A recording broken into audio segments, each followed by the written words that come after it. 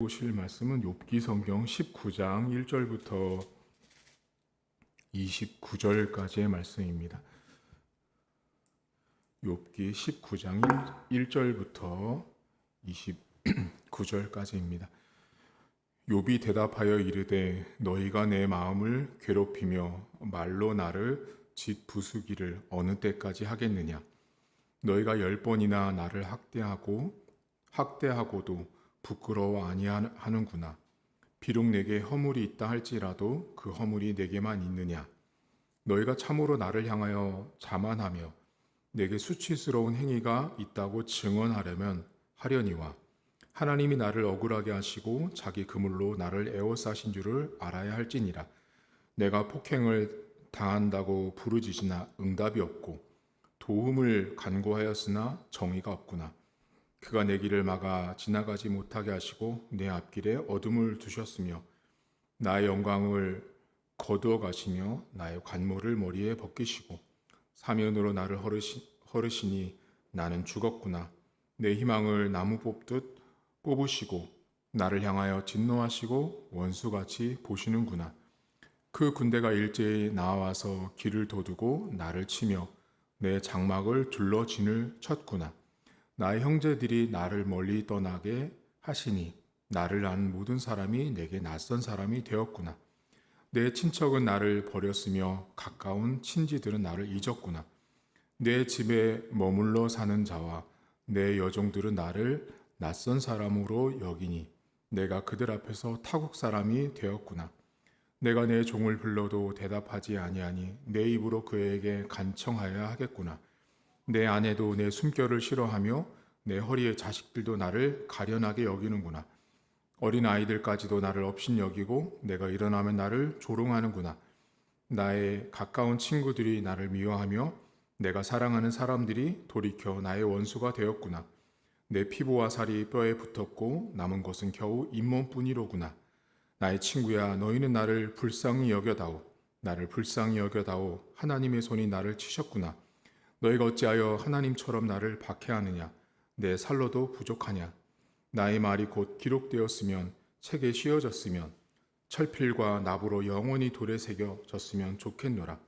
내가 알기에는 나의 대속자가 살아계시니 마침내 그 땅 위에 서실 것이라. 내 가죽이 벗김을 당한 뒤에도 내가 육체 밖에서 하나님을 보리라. 내가 그를 보리니 내 눈으로 그를 보기를 낯선 사람처럼 하지 않을 것이라. 내 마음이 초조하구나. 너희가 만일 이르기를 우리가 그를 어떻게 칠까 하며 또 이르기를 일의 뿌리가 그에게 있다 할진대 너희는 칼을 두려워할지니라. 분노는 칼의 형벌을 부르나니 너희가 심판장이 있는 줄을 알게 되리라. 아멘. 욥기 19장 전체에도 욥이라는 사람이 고난스러운 것을 이야기를 하는데 욥기가 이제 중반으로 오면 올수록 욥이라는 사람이 하나님 저 힘듭니다라는 말을 계속 하고 있어요. 힘들다고 이야기하는데 오늘 여기 여러분 19장 2절을 보시면 친구들을 향해서 또 이렇게 말합니다. 항상 이 이야기의 패턴이 비슷해요. 친구들에게 말하고 하나님께 항변하고 토로합니다. 2절에 너희가 내 마음을 괴롭게 하는데 나를 집 부수기를 어느 때까지 하냐. 이게 계속 힘들게 하는 거예요. 너 죄 때문이다 라는 말을 계속 친구들이 하는데 그러면서 다시 욥이 하나님에 대해서 쭉 이야기합니다. 8절 보세요.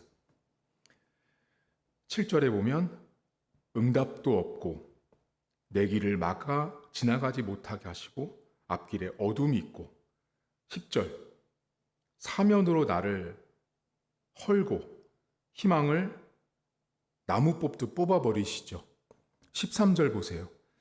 모든 사람에게 낯선 사람이 되고 친척들에게도 잊혀지고 사람들에게 15절 타국 사람처럼 여겨지고 종들을 불러도 대답하지 않아요. 심지어 18절에 보시면 아이들까지 업신여기고 조롱거리가 됩니다.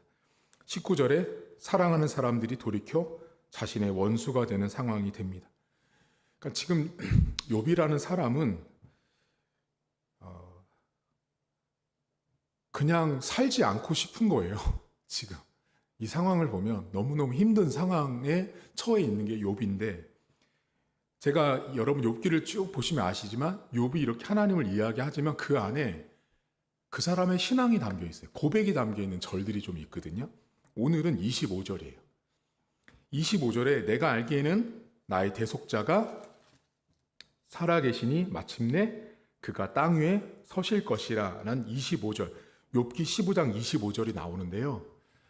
아마 여러분들이 아실 수 있는 분도 있는데 욥기 19장 25절은 매우 유명한 구절입니다. 매우 유명한 구절인데 왜 유명하냐면 사실 저랑은 관계가 없고요. 음악 하시는 분들은 이 구절을 다 아세요. 목사님 어떻게 해요? 여러분 혹시 핸델의 메시아 들어보셨어요?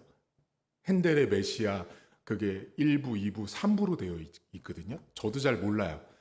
근데 그 3부 1번의 첫 번째 제목, 그것이 여기 19장 25절에 있는 나의 대속자는 살아계신다라는 거예요. 핸델이 그 메시아를 만들 때 이 욥기 19장 25절에 기초한 구절이 마지막 3부 첫 번째 곡이에요. 나의 대속자는 살아계신다라는 본문이 바로 거기입니다. 자, 그러면 욥이 지금 나의 대속자는 살아있다라고 말하는데요. 대속자는 가알이라는 히브리어가 쓰이거든요. 가알이라는 히브리어는 나에게 친구가 되고 친척이 된다라는 말이에요. 다른 말로 하면 내 편이 된다라는 뜻이에요. 하나님이 그렇게 힘든 거를 고백하는 욥이었지만 욥의 신앙의 깊은 곳에는 하나님은 여전히 내 편이 되어주시는 분이라고 욥은 고백을 합니다. 그 하나님께서 살아있다라는 걸 욥은 말해요.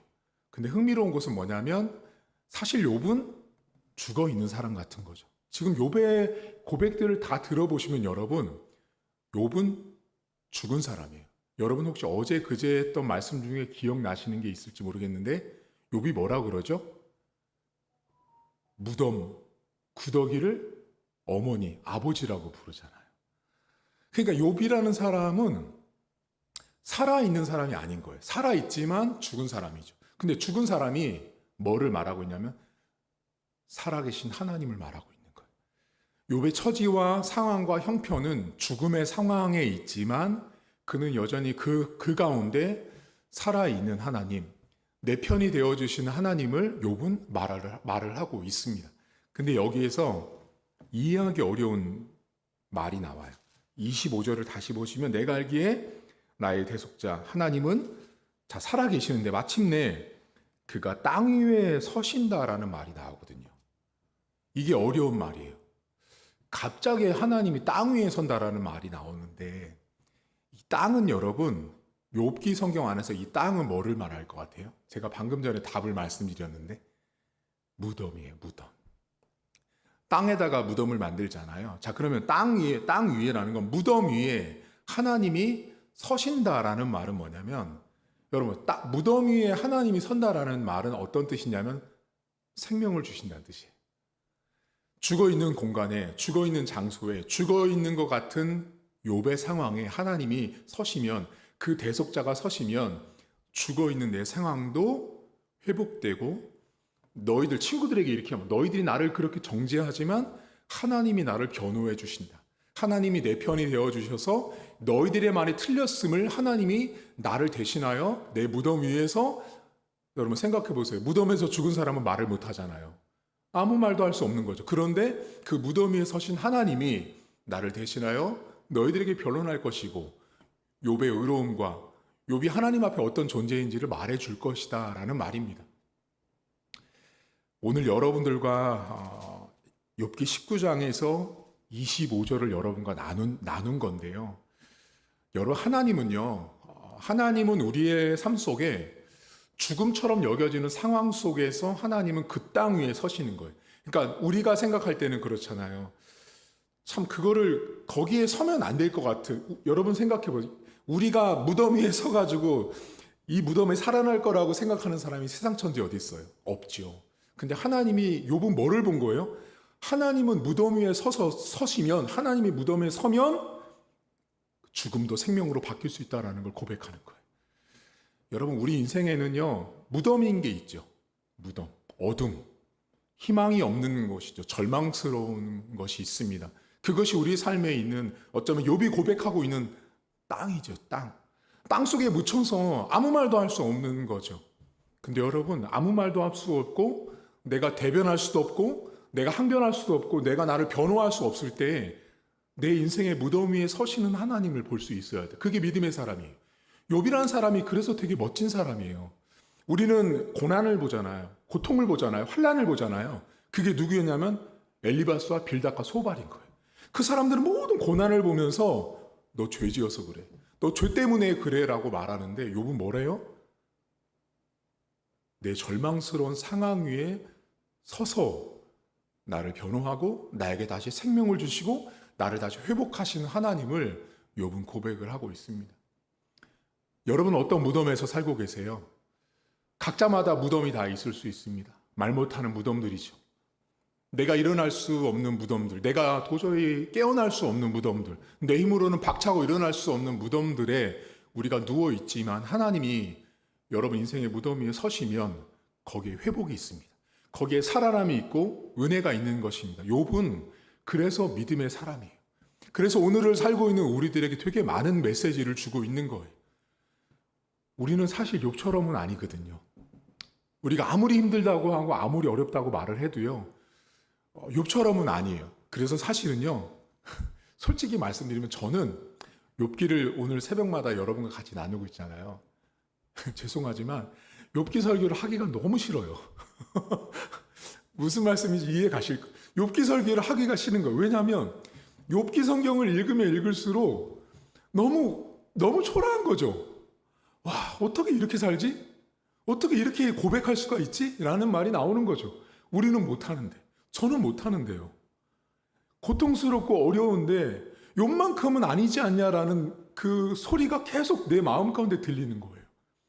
우리가 아무리 힘들다고 말해도 성경을 볼 때마다 그치, 욥만큼은 아니네. 욥만큼은 아니네라는 말이 자꾸 들리니까 하나님 힘들어요. 하나님 이렇게 어려워요. 어떻게 해요? 이렇게 무덤이 있어요. 그럴 때마다 들려오는 우리 내면의 소리가 뭐예요? 네 무덤이 욥 무덤만 하니? 라는 거죠. 네 무덤이 아무리 힘들다고 말하고 외쳐도 욥의 무덤만 하겠니? 라는 말이 들리면 그냥 꼬리를 내리는 거죠. 꼬리를 바짝 들어가지고 성난 강아지처럼 하나님 앞에 막 대들고 싶고 싸우고 싶은데 안 되는 거죠. 내가 아무리 힘들다고 말해도 어떻게 구더기가 어머니가 돼요. 저는 그렇게 못하겠거든요. 그게 사람인 거죠. 그래서 하나님이 욥이라는 사람을 성경에 기록을 하셨구나라는 걸 성경을 보면 볼수록 고백할 수밖에 없는 거예요.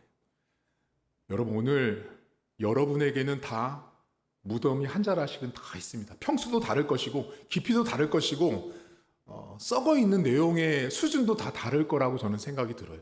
근데 하나님께서 여러분 무덤 위에 서십니다. 절망스러운 상황 위에 서시고 낙심스러운 상황, 희망이 없는 곳에 하나님이 서시면 그 대속자가 서시면 내 편이 되어주는 가알이에요. 히브리어 가알. 내 편이 돼주시는 거예요. 사람들은 내 편이 안 돼주죠, 여러분. 제가 늘 말씀드리지만 우리 교회 성도님들이 있으면 우리는 같은 편 같죠, 여러분. 자, 같은 편이에요? 간사님? 집사님? 우리 다 같은 편 같죠? 아니에요. 우리 다 같은 편 아니에요. 같은 편 같지만 문제가 터지잖아요. 적이 되는 거예요. 그래서 우리는 뭔지 알아요? 적과의 동침이에요. 같이 살고 있지만 같은 편 같지만 문제가 터지면 적이 되는 거죠. 원수가 되는 거죠. 근데 여러분 하나님은 우리 편이세요. 사람은요 내 편이 아닐 수 있습니다. 내 편이 아니래서 조금만 문제가 생기고 조금만 서운하고 조금만 미우고 질투가 생기면 그래 네 편 안 해 이렇게 해버리거든요. 근데 하나님은요 항상 가알 대속자 내 무덤 위에 서셔서 내 편이 되어주시는 분이에요. 오늘도 우리의 희망 없는 자리, 절망 없는 자리, 안 될 것 같은 소망 없는 그 자리, 몇 년을 했어도 안 되는 그곳에 그 땅 위에 내 인생의 무덤 위에 서서 생명으로 만들어주시는 하나님과 함께 살아갔으면 좋겠습니다. 하나님 아버지 감사합니다. 오늘도 하나님의 살아계심을 믿고 그 하나님의 존재가 무덤 같은 곳, 살아날 것 같지 않은 내 상황에서 생명을 주신 하나님과 동행할 하루가 되기를 간절히 소망합니다. 하나님, 인생마다 무덤이 다 있습니다. 욥이 말한 것처럼 사실 욥의 무덤만큼은 안 됩니다, 하나님.